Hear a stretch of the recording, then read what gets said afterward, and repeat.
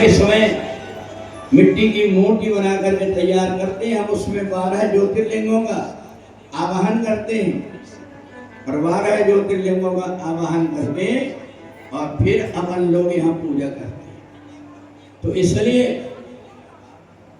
स्वर्ग ऋषि से सूत जी कहते हैं कि हे ऋषियों, भगवान के जो ज्योतिर्लिंग 12 और 12 ज्योतिर्लिंगों में जो 12 की 12 ज्योतिर्लिंगों की जीते जी दर्शन कर लेता है वो जीते जी मुक्ति को प्राप्त कर लेता है, उसे मरने के बाद मुक्ति की इंतजार नहीं करना पड़ेगा। तो इसलिए सूत जी ने बताया कि भगवान भोलेनाथ ने एक बार मन में विचार किया कि क्यों ना अपने घर में बहुत दिन से कोई उत्सव नहीं हुआ है, उत्सव करना चाहिए। तो भगवान भोलेनाथ ने सोचा कि मेरे 2 बेटे हैं, इन 2 बेटों की विवाह कर देना चाहिए, पर विवाह में सबसे पहले ये तो देख लें इनको परिवार चलाने की बुद्धि है कि नहीं। भगवान भोलेनाथ ने कहा एक काम करो, आप में से जो पहले पृथ्वी की एक परिक्रमा लगा करके आ जाएगा उसका मैं विवाह करूंगा। अब ये सारे जितने भी देवता हैं देखते हैं कि इन दोनों में, दोनों बेटा में किसकी बुद्धि कैसी है। अब इधर कार्तिकेय ने मन में विचार किया कि मैं जल्दी से अपने वाहन में बैठ करके परिक्रमा लगा करके आ जाता हूँ। मोर में बैठ करके परिक्रमा लगाने के लिए जब चले तो गणेश जी चूहा के पास पहुंचे तो कभी अपनी तरफ देखी कभी चूहा की तरफ। इतने से चूहा के ऊपर अगर मैं बैठ भी गया, ये चूहा कितने देर में परिक्रमा लगा करके आएगा। बड़े सोच में पड़े थे। उसी समय उनकी बुद्धि में विचार आया कि सारा संसार तो भोले बाबा में समाया है, क्यों ना भोले बाबा की परिक्रमा लगा ली जाए तो पूरे ब्रह्मांड की परिक्रमा हो जाएगी। अब तो भगवान गणेश हाथ जोड़ करके भगवान शंकर और पार्वती की एक नहीं 3 परिक्रमा लगा और 3 परिक्रमा लगा करके प्रणाम करके कहा पिताजी मैंने पूरे ब्रह्मांड की परीक्षा लगाई। जैसे ही मैंने परिक्रमा लगाया ऐसे सुने देवताओं ने तो उसी समय पर फूलों की वर्षा करने लगे। भगवान भोलेनाथ ने कहा देवी अब गणेश की अपने को शादी कर देना चाहिए और रिद्धि सिद्धि के साथ में विवाह कर दिए। थोड़े देर में 100 और लाभ नाम के 2 बेटे हो गए। अब इधर परिक्रमा लगा करके जब कार्तिकेय आए तो देखा घर में छोटे छोटे बालकों की रोने की आवाज आ रही।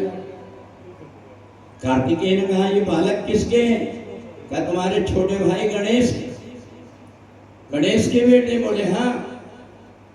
कार्तिकेय को लगा देखो मेरे को परिक्रमा में लगा करके और गणेश के साथ में माता पिता ने पक्षपात किया, इसलिए वो क्रोधित हो गए और क्रोधित होकर के दक्षिण भारत में क्रौंच पर्वत में जाकर के बैठे। यहाँ जब भगवान शंकर को पता लगा, भगवान शंकर ने सोचा कि अब मेरे को एक ज्योतिर्लिंग की स्थापना दक्षिण में करना है।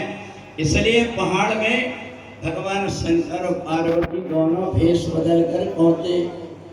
भगवान शंकर क्या बन करके पहुंचे? अर्जुन और पार्वती जी मल्लिका, ये दोनों भगवान की जय। भज लो सुबह और शाम बम बम भोले का नाम। भज लो सुबह और शाम बम बम भोले का नाम। भज लो सुबह और शाम बम बम भोले का नाम। भज लो सुबह और शाम बम बम भोले का नाम।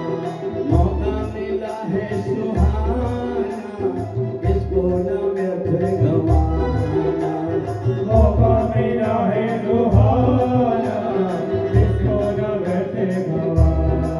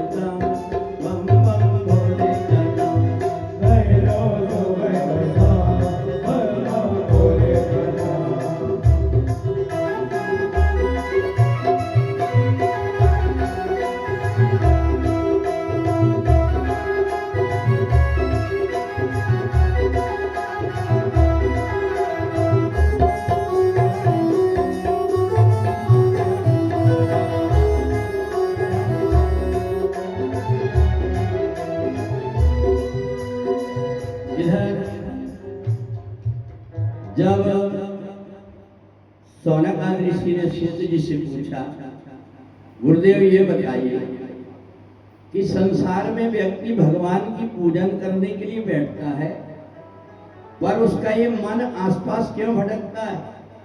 माला तो कर में फिरे, जिभ्या फिरे मुखमाए, और मनवा उसका 14 फिरे, उसको फेरत ना है।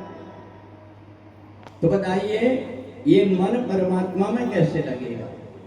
तो सूत जी कहते हैं कि हे ऋषियों, पूर्व जन्म के पाप के कारण ये मन परमात्मा में नहीं लगता।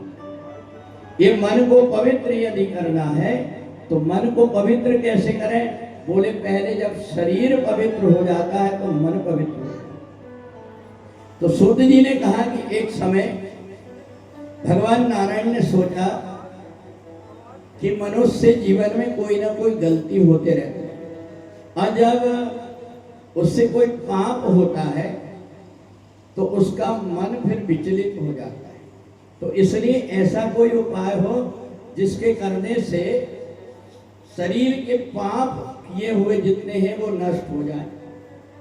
तो कहा संत दरस में पातक टराई, संत महात्माओं के दूर हो जाते हैं, परंतु जिसने संत महात्माओं के दर्शन नहीं